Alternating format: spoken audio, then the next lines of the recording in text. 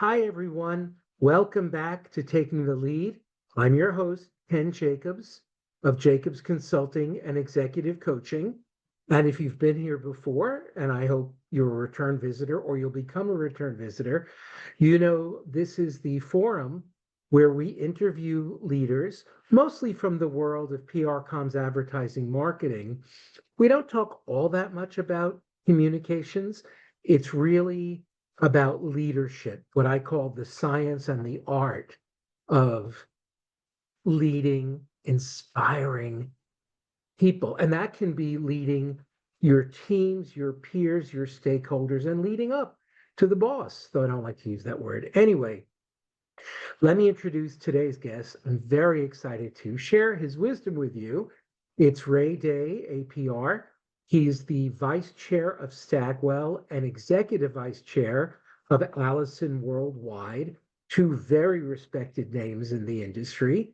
Many of you know him as the chair of PRSA back in 2025, not that long ago. He's been the CCO of IBM, Group VP of Communications at Ford Motor Company. So brings tremendous knowledge and experience. And I'm just very excited to share with you Ray Day. Welcome. Thank you, Ken. Just really a pleasure to be here, and hats off to you for talking leadership. And we Ah, well, we we talk a lot about our profession, but talking leadership is a higher order. So thank you for all you do. I appreciate that. And obviously I agree. I agree with that. And I'll start by no pressure. But you are the one name that so many guests have said, if you interviewed Ray Day, you can't interview Ray Day. So expectations are high. Anyway, let's get started. You've been in this world, PR comms, for 3 decades, in the agency game for 6. So you've sat on, both sides of the street. How is leading at an agency different from leading in corporate communications? Yeah, and I never intended to be on the agency side. I intended to end my career and retire someday as an in-house corporate communicator. I loved it, and I still love it. And when I was offered an agency job, I spoke to a friend, how is it at the senior level? How's it possible to go from corporate to agency? And he told me 99.9% failure rate. So it gave me an inspiration and a challenge. And that friend, I won't name him because he's still a dear friend, even though he had the odds stacked against me. The long and short of it is in-house and agency, we all do the same thing. We're all leading communication. We all have the same vision. I would say the biggest difference that I've noted is in-house, you go very deep. You go deep on a topic, you go deep within a corporate culture. And what I've really loved about the agency side is you have a broad perspective. You're dealing in a lot of different verticals. You see the world in a different place. And if there's a downside of being in-house, is you become a little bit insular and you miss what the real world is. And even in a crisis, you fry on something, you think the entire world is talking about it. On the agency side, because you have that broad perspective, it's a good check and balance. Great, great. And so I'm going to guess in that person's defense, he was just trying to motivate you, right? He was just trying to say, "Oh, I'm going to be in that 1%." So I don't know. It may not have been awful what that person did. And now let's talk about, because you cited this a little bit. How is leadership the same regardless of location? Yeah, and one of the things I love to do at this point in my career is speak on campus and pass the baton to young people. I adore mentoring. And I focus on what we all do for a living, whether we're in-house, whether we're agency, whether we're government, nonprofit, whatever we do. At the end of the day, I believe this profession, from a leadership standpoint, can be boiled down to two things. We create stories and we tell them in that order. Now, one of my favorite things to do is to go into a company, and I've gone into a new company once or twice on my own where I was the leader, and I ask, what's going on? What are you guys working on? And I hear all about, we've got this campaign and a digital strategy here and a social strategy here. And I said, wow, you guys must be exhausted. That is terrific. Tell me, what's our story? And Mm, 9 times out of 10, the room goes quiet. And for me, it's a really, really big wake-up call for us in communications in particular, that our secret sauce, what differentiates us, is we are first and foremost storytellers. And we can never forget that. We can't get so enamored, so caught up in the distribution mechanism that we forget storytelling is our art, it is our science. So that's very, very true, from a comms perspective. But let's go a little deeper. How is leading inspiring um the humans, people? How is that the same? What are your key leadership touch points, if you will? Absolutely. We live in a business that is all about creativity.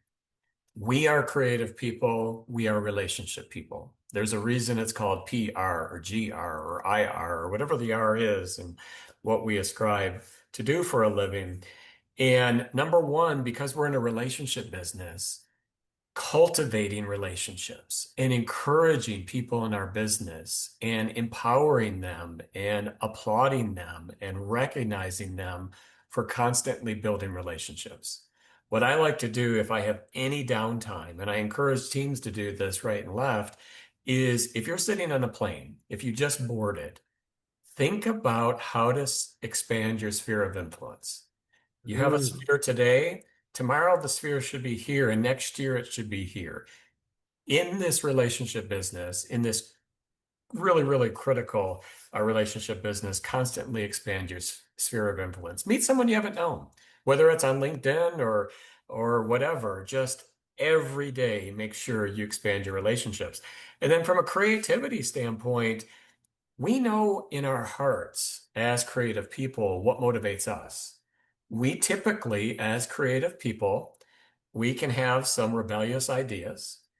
We like to articulate our rebellious ideas or our vision.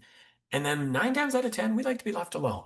Just hold us accountable, but yeah. empower us to bring that creativity to life. And I think no matter what we're doing, if we're talking AI, if we're talking whatever we're doing within this profession from a leadership standpoint, how do you motivate creative people?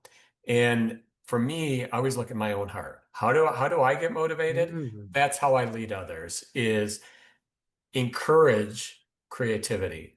And one of my favorite things to do is on any team, bring a rebel. And mm. when I've looked at the team dynamics, and if I ever see the team becoming a little bit too serious, I always try to move things around and put a rebel in a higher position to shake things up. Rebels create creativity, creativity promotes innovation, innovation promotes results.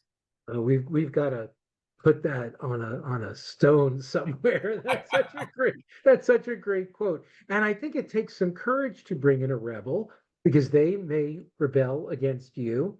And we've talked a lot on the podcast about the importance of courage in leadership. You've really got to be courageous to lead. I think especially in 2026. So in your current position with the titles we mentioned, you're leading highly seasoned, highly talented, highly experienced. Some may have as many or more years in the business as you. At least one of whom has appeared on Taking the Lead. What is your approach to leading seasoned leaders? Yeah, absolutely. And one of my greatest mentors in life was a CEO that I met at the Ford Motor Company, Alan Mulally. It was the worst of times. The Great Recession was upon us. The American auto industry was imploding. And I had just been named the head of communications at Ford. So timing is everything. And Yeah. Alan came in, and he was not only a CEO, he is still a dear, dear friend, but a great mentor. And what he told me about leadership is really twofold. One, be a servant leader. Be about everyone else. Your job as a leader is to see others succeed. One of my favorite quotes is, there is no limit to what a human can achieve if he or she doesn't mind who gets the credit. That's a servant leader. And Yeah. that Yeah. really, really, really is powerful. The other thing that Alan taught me was the power of positive leadership, the power of talented people working together and celebrating positivity, celebrating success. That doesn't mean don't hold people accountable, but everyone has different gifts. Recognize people's gifts. Sometimes if people are struggling in a role, maybe they're in the wrong role. Try to replant them before you just kick them out. Positive leadership is so, so powerful. And I learned that from a mentor and so many mentors in my life that have led to my leadership style. And I still use all of those pieces of advice today, every day of the week. So since you've mentioned Ford, you've been cited as a key part of the very well-known Ford transformation in the American Icon business book and others. As leaders in training build their careers, what are the most critical steps they can take if they want to have impact on their organizations and their people? Two pieces of advice that I learned during the great transformation of Ford from mentors at Ford and from my own experience. One is whatever you're doing, whatever role you're in, if you're in communications, you're in marketing, you're in finance, you're in procurement, whatever role you have should be secondary to being a business leader. Mm. Business leader first. Be at the table, be able to speak the language at the table. If anyone feels like they're not being invited to the table, it's usually because they're not adding value or they're not speaking the language, or people are looking at them saying, well, you don't even understand our business. How can you add value? So, business leader first, functional expertise second. So, as a communicator, I've always made sure, first and foremost, I understand the business plan. I understand the revenue model. I understand where we're trying to head in 5 years. And then I build a communications plan against that. Business leader first, uh, se- um, our functional skills second. And then really, really to have an impact, one of the lessons I learned during this great recession and the implosion of the American auto industry, I was at a town hall with Alan, and it was the worst of times. And a young engineer raised her hand and said, Mr. Mulally, are we going to make it? And I had the bright idea at the time of inviting news reporters to the back of the room because I was trying to get positive press. And he says, I don't know. And all the headlines were starting to come up. Ford CEO doesn't know if the company is going to survive. And I ran to the back. I said, guys, just hold on. Give him time. He hasn't finished the answer yet. And he said, I'm not a fortune teller. All I know is if we focus on a compelling vision, relentless implementation of a plan, hold ourselves accountable with metrics, and just repeat, repeat, repeat, that's the best chance. So as I was walking out of that town hall, and he got a standing ovation. Again, in the worst of Nice. times, this young lady Nice. was asking, are we going to make it? And his answer was so inspirational, he got a standing ovation. So I said, Alan, that was just incredible, so powerful. Help me understand for my leadership what I need to take away from that. And he said, Ray, as a leader, as a communicator, whatever you do in life, remember the role of a leader is to do two things simultaneously. In one hand, deal decisively with today's reality and deal with today's reality. If we have a financial problem, deal with it. But he said, in the other hand, and just as aggressively, as a leader, as a communicator, always paint the picture of hope for tomorrow. And he said, if you do two of those things simultaneously and as passionately, people will give you a standing ovation because they believe in you. And I have never forgotten that. That's very inspiring, and it reiterates for me, or brings up for me, something I've written about, spoken about in leadership, the importance of transparency. You got to tell them what's going on, share more than you think you should. It that creates a sense of psychological safety, which is the opposite of what we sometimes think. We sometimes think as a leader, if I share bad news, my people will get scared, so I hold back. The opposite is true. Absolutely. But that's paired with, to quote Steve Cody, never let him see you sweat, right? Never share the fear, never share the worst. And so you basically say, you're willing to say, I don't know, and here's the way I see forward, Absolutely. and I need you in the boat with me. Here's your Absolutely. role. Here's how we got to do it together. So you've got to be able to, transparent, never let him see you sweat, and an immediate segue into that, leader um, showing the way forward. And Absolutely. I think, People yeah, are willing to run to the fire, put out the yeah, fire, if they understand, well, what is the end game? What is yeah, it we're trying to do? And that's those two thoughts in our hands at all yeah. times.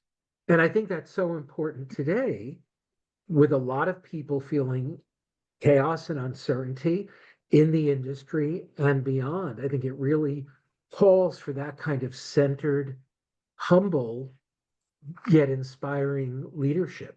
So let's segue a little.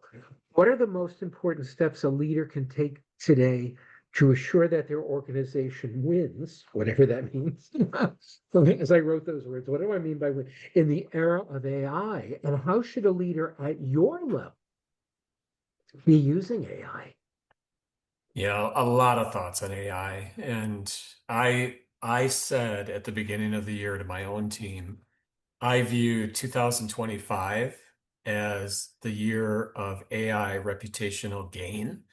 And I view 2026 as, for our business, the year of AI risk. And you're seeing it. Just look at the headlines, look at the revolt, look at the pushback. And AI is going to be here. It's coming. But how we communicate it, how we help teams, how we help people move along this journey. And I think the most important thing is if we find people who fear AI, we need to help them overcome that fear. Mhm, mhm, Every technology since the beginning of time has disrupted. And when I speak to young people, I often take a news clip from the 1960s that a friend of mine gave me when I was speaking on AI. And it was 1966. Math teachers had walked out of the classroom. They were protesting on campus because the calculator meant the death of the Ah, math teacher. Well, that hasn't happened. That hasn't happened. Every technology has been disruptive, but every technology has also been about the human plus the machine equals a better world. And we all have to remember that equation. Human first plus the machine equals a better world. And where I see us today on AI is one, we need to get the fear out of it. Embrace it. Embrace it mhm. like we embrace the calculator, like we Yep. embrace every technology. Use it to push us all to a higher value. And I think the biggest opportunity near term, and what I see when I ask people, how are you using AI today, whether in communications or other parts of the business, and people are really honest, it's still very top of the funnel. It's still very experimental. And I saw some data come out a couple of weeks ago about in the communication space, how are people using AI? Well, they're using it for clip reports. They're using it for metrics. And that's fine. It was like 52%. But there was only 10% of communications leaders who were using it for predictive analytics, who were using it to anticipate. And if there's a movement within our industry, within the communications industry, we have moved over time from mass communications to hyper-personalized communications.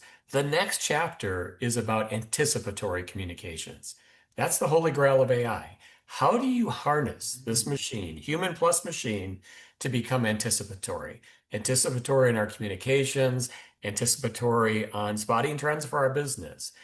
So for me, we need to move from top of funnel, from experimentation. And I think in some cases, I still see some people out there. It's kind of like young kids running with scissors as they're talking about AI.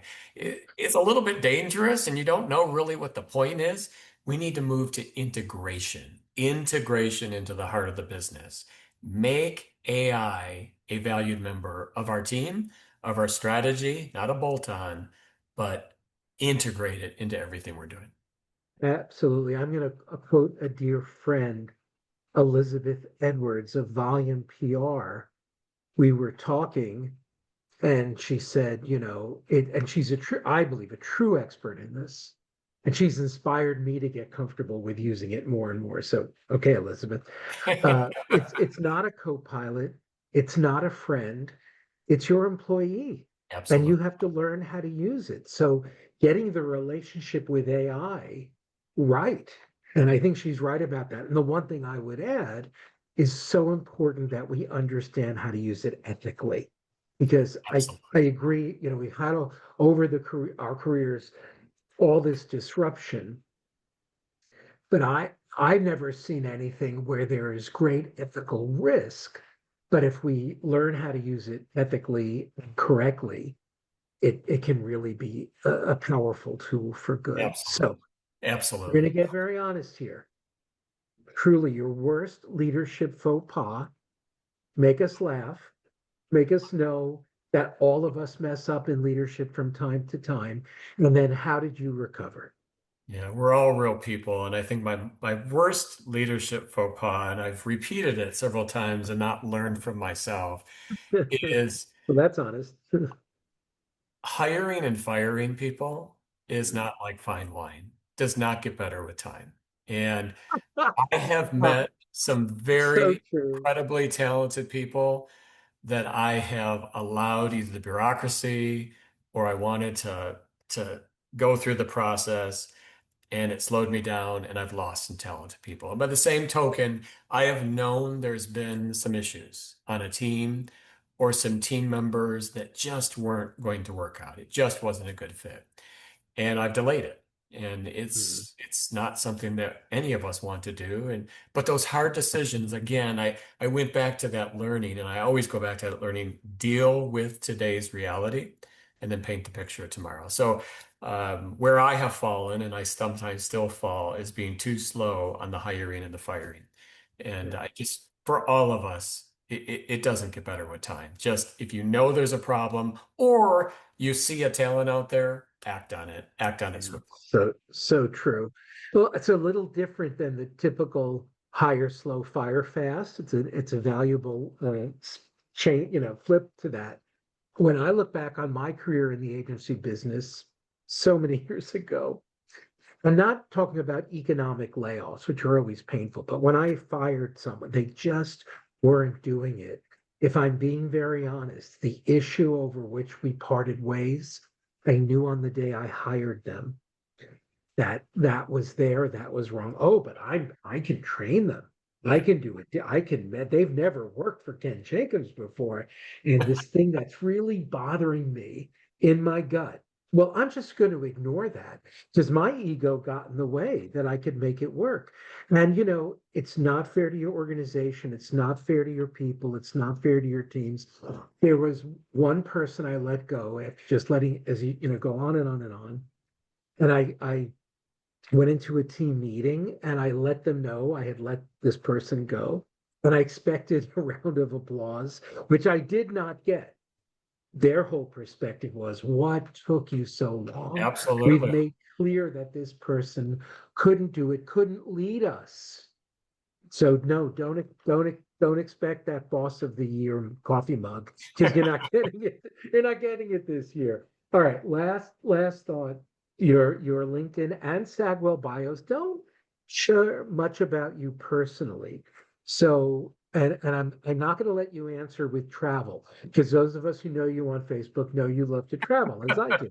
So now, what's something that about you that might surprise us?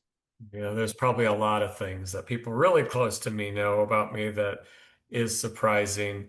Um, Number one, I have two daughters and a wonderful wife, and I love it. Well, I'm 1,000% all in on the job. I'm also a big believer on taking all the time that you get, the PTO, and go out and enjoy your family, enjoy the world. And how I enjoy the world, which is, I don't know how many people know, I am a huge, huge Disney freak. I Did not know. I love roller coasters. I love rides. I love all things Disney.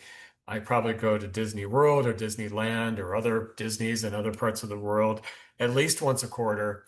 And I'm a runner.